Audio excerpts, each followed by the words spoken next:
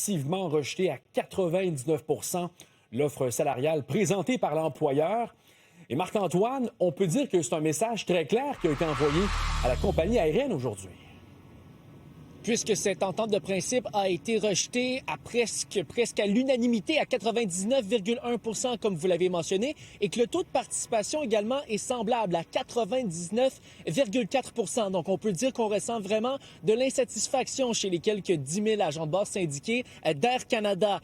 On l'a su cet après-midi, puisque la période de vote qui avait débuté le 27 août dernier prenait donc fin à 15 heures aujourd'hui. Le syndicat canadien de la fonction publique, le SCFP, qui représente les quelques 10 000 employés, refuse les demandes d'entrevue, mais nous mentionne via communiqué que même avec l'augmentation salariale qui était proposée, bien, les agents de bord toucheraient moins que le salaire minimum fédéral, qui est à 17,75 $. On comprend vraiment que dans ces négociations, c'est là où ça achoppe, c'est au niveau vraiment des salaires, parce que selon le syndicat, l'entente de principe prévoyait des augmentations de salaire de 12 dès la première année pour ceux qui cumulent 5 ans ou plus et 8 pour ceux qui cumulent 5 ans ou moins.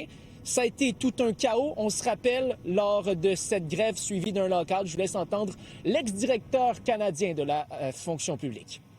Le syndicat n'a pas tellement vendu son entente de principe, donc je pense qu'il ne sortira pas affaibli de là. Le message, par contre, à l'employeur est clair. La totalité de ses employés, à part quelques exceptions, la totalité ne sont pas contents. Et je vous dis, l'employeur doit recevoir le message et doit corriger le tir au plus vite parce que quand la quasi-totalité de vos employés sont furieuses, ça n'annonce pas des lendemains très agréables.